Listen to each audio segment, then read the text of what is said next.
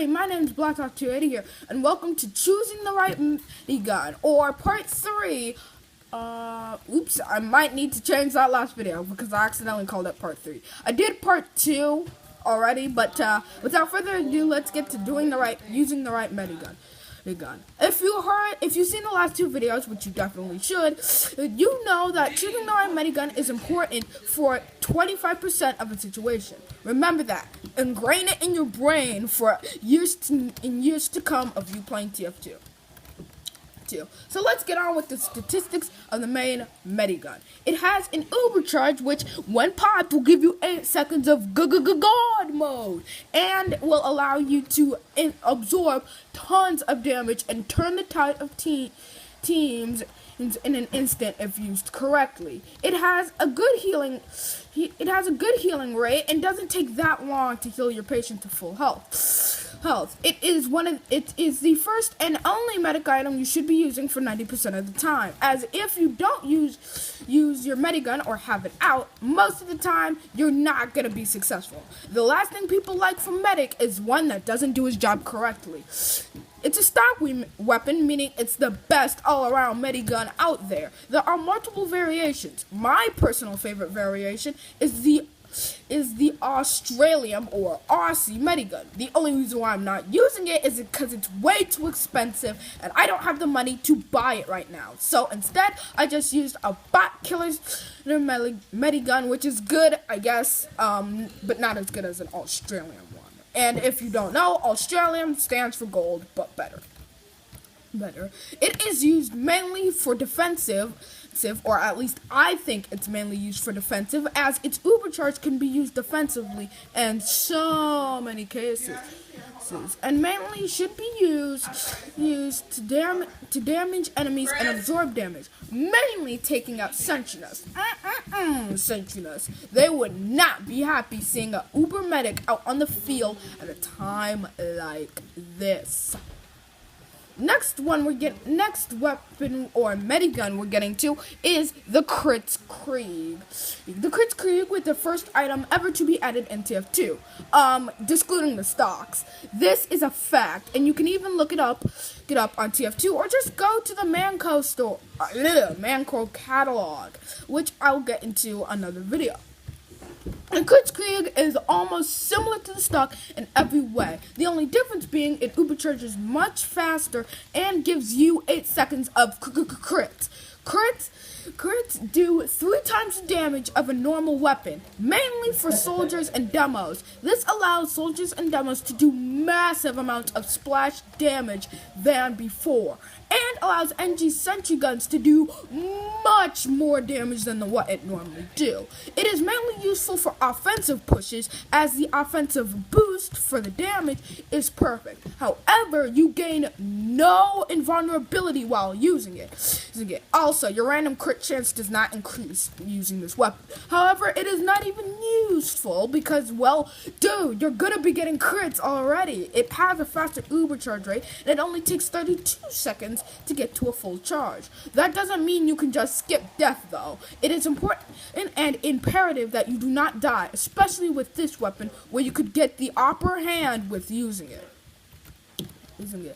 Crits do not grow on trees, and you don't either, so be sure to use this weapon at any chance you get, especially when making offensive pushes, as it can do massive amounts of damage to you and other enemies. However, it has no effect on sentries or buildings, so do note that. So if you run into a sentry nest, do not use this weapon against it. It will not work.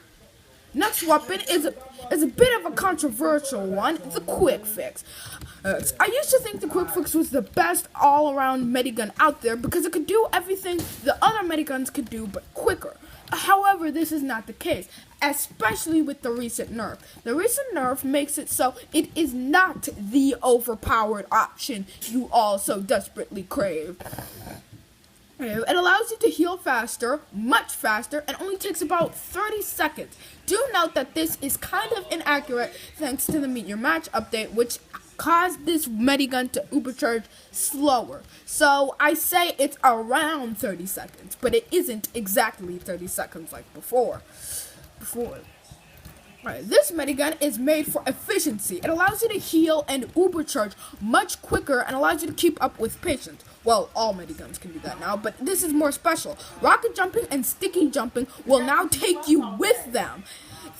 Cool, right? Well, there is a trade back. You only get half as much overheal you normally get with normal mediguns, and it is not nearly as fast as it was prior to Meet Your Match. However, it is mainly for efficiency. It has a more artificial-like ubercharge.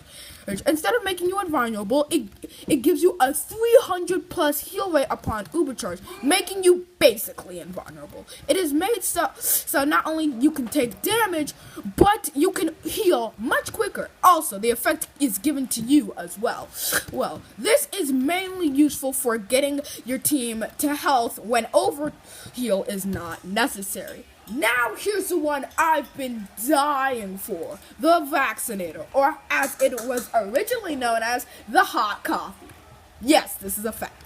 The Vaccinator, or Hot Coffee, as I will be calling it for the rest of the video, has 4 mini charges instead of the one big Uber charge.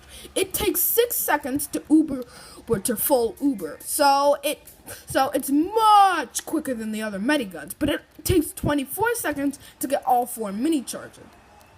It overheals slowly, so overheal is not an option in this scenario. It is made to tank damage whenever it is needed. Note, it will not tank all types of damage. Press the R button to switch from bullets, fire, or explosions, which do not protect you from melee. As for healing, it does normal standard healing. This weapon is not used by many, but it is better than what it was before. This weapon rewards you with tanking with faster ubercharge. But this weapon takes a lot more knowledge, and you have to be noted of your surroundings in order to use this weapon correctly. As you can see here, I was able to tank much more bullet damage than before, allowing you to tank 75% more damage of the damage type you choose, which is useful in a lot of situations, but as you saw there, does not help with melee. My personal favorite medigun is the stock medigun because, like I said before, it gets work done and it is useful in a lot of cases. This part of basic medic tips was inspired off Mr. Slin and Array 7's video, which is currently outdated, which is why I'm making this new one so you are filled in. Anyways, last thing I need to say before we go, there are going to be more parts of these basic medic tips, and I'm going to make basic tips for all the classes. So starting with the ones I'm mostly good at, then roll into the ones I'm not that good at all.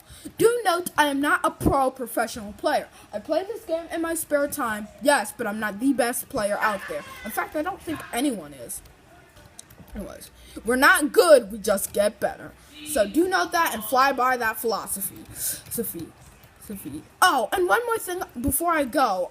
I'm going to get better equipment soon, just not now. And I'm also going to be recording Xbox footage and starting a Minecraft series soon. So do note that, do keep that in mind. And ladies and gentlemen, my name is pt.3, and I'll see you guys in the next one. Bye.